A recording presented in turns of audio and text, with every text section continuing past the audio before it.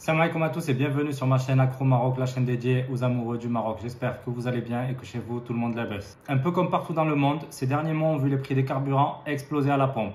Et malheureusement, très peu de pays sont épargnés. Le Maroc fait bien évidemment partie de ces pays où le tarif du gasoil et de l'essence se sont envolés. Fini l'époque du 8, 9 ou 10 dirhams le litre de gasoil à la pompe. Pourtant, c'était il n'y a pas si longtemps que ça. Pas plus tard qu'en 2019, je payais encore mon litre de gasoil à 10 dirhams. La grogne sur les réseaux sociaux et dans la rue commence à se faire entendre. Les citoyens se plaignent de plus en plus de la montée vertigineuse des prix des carburants et ils sont rejoints par les transporteurs de marchandises qui sont également fortement impactés par cette hausse. Alors, quelles seront les conséquences de cette hausse? L'inflation va-t-elle se poursuivre encore longtemps au Maroc avec l'envolée des prix de certains produits de première nécessité, comme on a pu le voir pour l'huile par exemple? Le prix des transports va-t-il augmenter? Les taxis vont-ils augmenter leurs tarifs? Cela pourrait-il avoir un impact sur le tourisme cette année? On va essayer de répondre à tout ça ensemble dans cette vidéo. Mais avant ça les amis, je vous demande de bombarder cette vidéo de likes et de la partager autour de vous afin que tout le monde soit au courant de cette situation. Alors la première nouvelle de dernière minute, et pour ne pas arranger les choses, dès ce 1er juin 2022,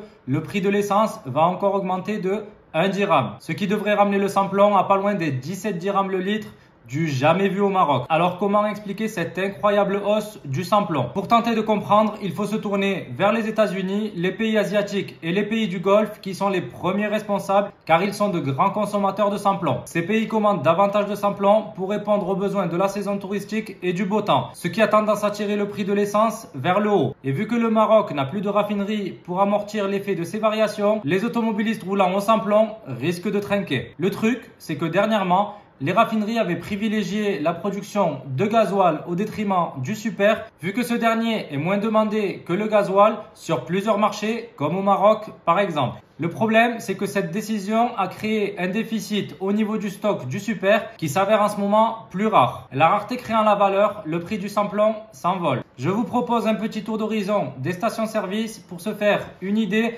du prix du samplon à la date du 30 mai. Total Energy et Shell affichent le prix le plus élevé sur le marché à 15,43 dirhams par litre, suivi de Petrom qui affiche son litre à 15,42 dirhams, suivi de FRIA qui affiche son litre à 15 dirhams 41. Mais ça ne s'arrête pas là, il faudra compter 1 dirham de plus pour chaque litre d'essence à partir de ce mercredi 1er juin, soit un litre qui devrait avoisiner les 16 dirhams 50 en moyenne. Et si l'on revient quelques mois en arrière, début 2022, le prix de l'essence tournait autour des 13 dirhams alors que celui du gasoil s'affichait à 12 dirhams. C'est une hausse très conséquente puisque le prix de l'essence a augmenté de près de 3 dirhams en quelques mois seulement. Concernant le gasoil maintenant, on devrait s'attendre à une accalmie temporaire qui se traduira par une réduction d'une cinquantaine de centimes avec un prix moyen de 14 dirhams par litre. Ce n'est pas grand chose, mais cela soulagera un peu les automobilistes qui craignaient une surenchère sur le gasoil étant donné qu'il est le carburant le plus utilisé au Maroc. Il faut savoir que 90% des usagers y ont recours. De son côté, le Brent, toujours en tendance haussière, atteint en ce moment 120 $ le baril. Notons également le maintien du dollar à un niveau plus haut puisqu'il se négocie à environ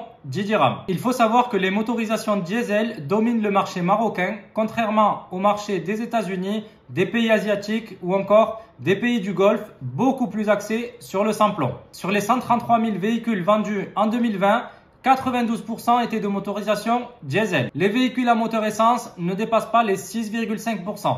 Cette tendance est contraire à ce qui se passe à l'international où le diesel est de plus en plus délaissé par les constructeurs. La plupart des gouvernements imposant des restrictions sur son utilisation. Ils encouragent effectivement les voitures dites vertes, voitures hybrides ou électriques à coup de subventions et autres réglementations favorables. À ce niveau-là, si le Maroc est jusque-là resté à la traîne, avec la flambée des prix de carburant à la pompe, tout laisse présager que les motorisations hybrides et électriques vont progresser dans les volumes de vente automobile. En 2020, seulement 1000 véhicules essentiellement hybrides ont été vendus, contre 4200 unités en 2021, soit 4 fois plus. Mais là où la colère gronde le plus, c'est bien chez les transporteurs de marchandises. En effet, les syndicats nationaux du transport routier de marchandises ont appelé le gouvernement à prendre toutes les mesures permettant de plafonner ces prix à un niveau raisonnable. Les syndicats ont insisté sur la nécessité d'ouvrir une enquête sur le marché des carburants dans le pays qui se caractérise par la présence d'une structure quasi monopolistique, dénonçant par ailleurs les conditions du secteur, en particulier la souffrance des professionnels à la suite de la hausse continue du prix du carburant. Ils ont par ailleurs noté que le gasoil constitue désormais plus de 80% du coût total des transports. La même source indique que les professionnels du transport de marchandises n'écartent pas la possibilité d'un recours à une grève nationale dans le but de dénoncer l'impact limité du soutien apporté par l'État aux professionnels pour atténuer l'impact de la hausse des prix des carburants. Dans ce sens, les syndicats appellent les professionnels du secteur à se préparer à s'engager dans toutes les formes légitimes de lutte. Et ils appellent également le gouvernement à agir rapidement pour sauver ce qui peut l'être avant qu'il ne soit trop tard. À tout cela vient s'ajouter la période estivale qui débute bientôt avec le lancement de l'opération Marhaba 2022